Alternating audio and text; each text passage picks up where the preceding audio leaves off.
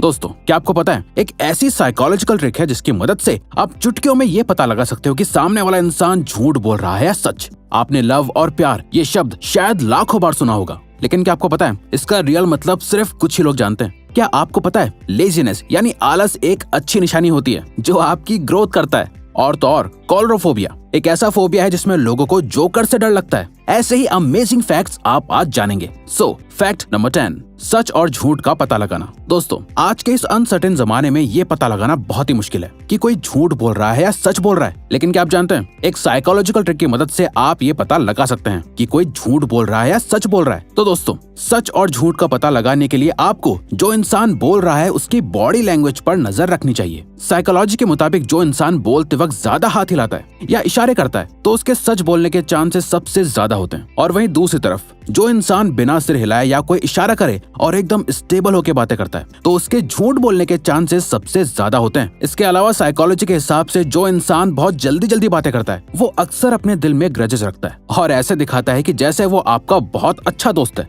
Number 9, खुद की importance. आपने हर किसी से सुना होगा कि हमें सब चीजों को इम्पोर्टेंस देनी चाहिए, लेकिन क्या आप जानते हैं एक इंसान को अपनी लाइफ में सबसे ज्यादा इम्पोर्टेंस 3 चीजों को देनी चाहिए। पहली खुद को, दूसरी अपनी फैमिली को और तीसरी अपने करियर को। आखिरकार यही 3 चीजें आपकी जिंदगी को आकार देती हैं और उसे साकार बनाती हैं। साइकोलॉजी के मुताबिक ये 3 चीजें ही इंसान को असल खुशी देती हैं। जब इंसान के अंदर सेल्फ कॉन्फिडेंस नहीं होता है या फिर उसके पास फैमिली और अच्छा करियर नहीं होता है तो वो सबसे ज्यादा बर्बाद महसूस करता है। जो लोग इन 3 चीजों को इम्पोर्टेंस ना देकर बाकी चीजों पर फोकस करते हैं वो कभी खुश नहीं रह पाते हैं, क्योंकि अच्छे कपड़े तो आपको कुछ दिन तक तो खुशी देते हैं लेकिन उनसे सारी जिंदगी नहीं कटती है। इसीलिए दोस्तों, आपको हमेशा अपने आप को, अपनी फैमिली को और अपने करियर को अहमियत देनी चाहिए। जब आप इन तीनों चीजों को इम्पोर्टेंस देंगे तो बाकी चीजें अपने आप सेटल होने लग जाती हैं। नंबर 8, दुश्मनी। क्या आप जानते हैं कि दुश्मनी का असल मतलब आखिर क्या होता है? दोस्तों, दुश्मनी सिर्फ वो नहीं होती है जो किसी को मारने या किसी को बुरा कहने से होती है, बल्कि दुश्मनी बहुत तरह की होती है। लोग तो अक्सर एक दूसरे से अच्छे लुक्स और अमीरी की वजह से भी दुश्मनी कर लेते हैं। अब तो हाल कुछ ऐसा है कि लोग अपने ही रिश्तेदारों की कामयाबी से जलने लगे हैं और मन ही मन दुश्मनी पाल लेते हैं। इसके अलावा साइकोलॉजी के मुताबिक अगर आप कभी सच बोलते हैं या किसी के सामने अपना पॉइंट ऑफ व्यू रखते हैं या फिर किसी को समझाते हैं कि वो गलत है तो इस तरह की सिचुएशन में भी लोग आपको दुश्मन मानने लगते हैं। तभी ऐसा कहा जाता है आपके पेरेंट्स के अलावा आपका कोई भी सगा नहीं होता है। वैसे साइकोलॉजी के मुताबिक हमेशा सच और सही का साथ देने से आपके दुश्मन तो बहुत बनते हैं,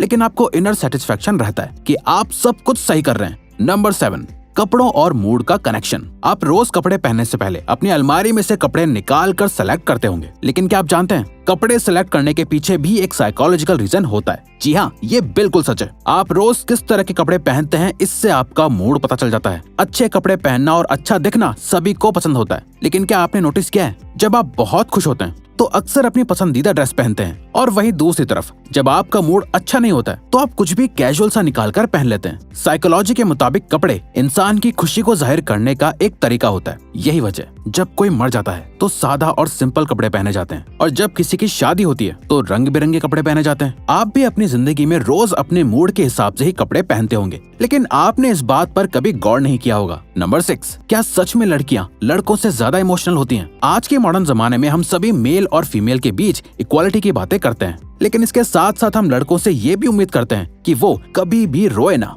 क्या आपको ऐसा सही लगता है? इसके अलावा आपने नोटिस किया होगा कि बॉयज की तुलना में गर्ल्स बहुत जल्दी इमोशनल हो जाती हैं और रोने लगती हैं, लेकिन क्या आपने कभी सोचा है कि बॉयज इतनी जल्दी क्यों नहीं रोते हैं, जबकि फीलिंग्स तो बॉयज और गर्ल्स दोनों में इक्वली ही होती हैं? चलिए हम आपको बताते हैं। असल में दोस्तों, इसके पीछे भी साइकोलॉजी होती है। दरअसल साइकोलॉजी के मुताबिक लड़कों को बायोलॉजिकली ही नेचुरली इमोशंस को हैंडल करना आता है, और लड़कों के अंदर अपने आंसुओं को रोकने की क्वालिटी भी होती है। इसके अलावा अगर आप गौर करेंगे तो आपको पता चलेगा कि हम सभी लड़कों से ये उम्मीद करते हैं कि वो कभी रोए नहीं। हमारी सोसाइटी का मानना है कि रोने वाले लोग कमजोर होते हैं, और ये सोच बचपन से ही लड़कों के दिमाग में डाल दी जाती है, जिस वजह से लड़के बचपन से ही खुद को इमोशनली स्ट्रॉन्ग बना लेते हैं। जबकि साइकोलॉजी के हिसाब से रोने का किसी के कमजोर या मजबूत होने से कोई रिलेशन नहीं होता है, बल्कि साइकोलॉजी के मुताबिक रोने से दुख कम होता है और इंसान रिफ्रेश हो जाता है। नंबर 5, लेजीनेस, आलस। आज की इस दौड़ भाग भरी जिंदगी में भी अधिकतर लोगों को बहुत आलस आता है। हमारे बड़े हमें हमेशा कहते हैं कि बच्चों में तो फुर्ती होनी चाहिए, तुम इतने यंग होने के बाद आलस कैसे दिखा सकते हो?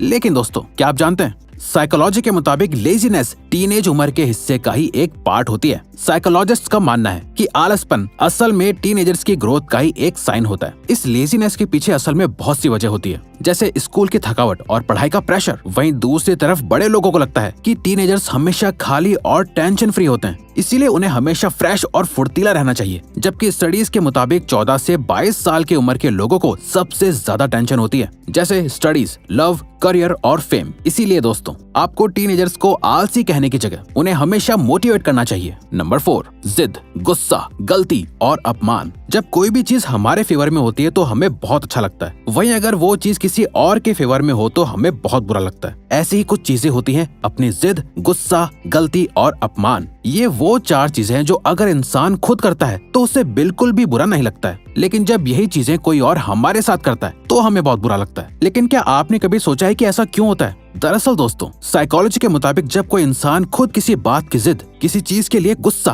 कोई गलती या अपमान करता है तो उसे लगता है कि वो सही है और बाकी सब गलत है। और वहीं जब कोई दूसरा इंसान ऐसा करता है तो उसे इरिटेशन होने लगती है। अब आपको समझ आ रहा होगा कि इंसान अपने लिए तो सारी सहूलियत रखता है, लेकिन किसी और को ऐसा नहीं करने देते हैं, जैसे एग्जाम्स में चीटिंग करना।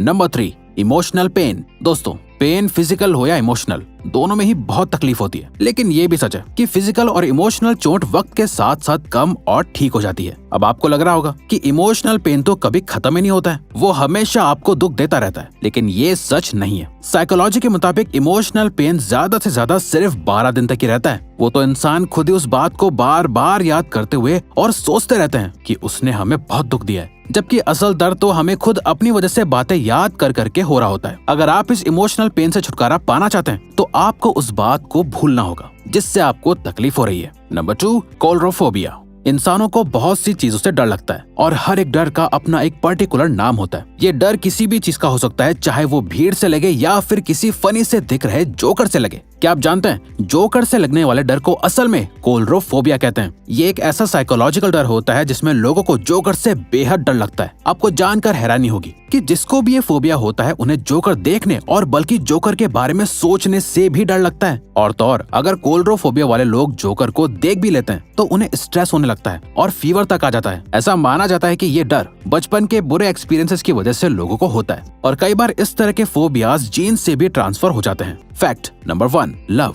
प्यार के मायने सभी लोगों के लिए अलग अलग होते हैं। कोई इंसान केयर करने को प्यार कहता है तो कोई किसी के अंडरस्टैंडिंग को प्यार समझता है। इसके अलावा एक प्यार वो भी होता है जब आपको कोई बिना वजह ही बहुत अच्छा लगता है। लेकिन क्या आप जानते हैं, प्यार के पीछे भी एक साइकोलॉजिकल रीजन होता है। जी हाँ, ये सच है। असल में जब आप किसी की तरफ अट्रैक्ट होते हैं तो आपकी बॉडी में एक केमिकल रिएक्शन होता है जिससे इंसान को सामने वाले की आवाज, लुक्स, एक्शंस और स्मेल बहुत अच्छी लगने लगती है, जिसके बाद इंसान को लगता है कि काश ये इंसान मेरी जिंदगी का हिस्सा बन जाए, और इसी को लोग प्यार का नाम देते हैं, जबकि साइकोलॉजिकली तो ये एक केमिकल रिएक्शन होता है। तो दोस्तों, अब अगर आपको ये वीडियो अच्छी लगी और आप आगे भी ऐसी ही अमेजिंग वीडियोस देखना चाहते हैं तो प्लीज हमारे चैनल को सब्सक्राइब करके ऑल नोटिफिकेशन बेल को ऑन कर दो ताकि हमारी फ्यूचर वीडियोस का नोटिफिकेशन सबसे पहले आपके पास आए। So till then, keep learning, keep growing.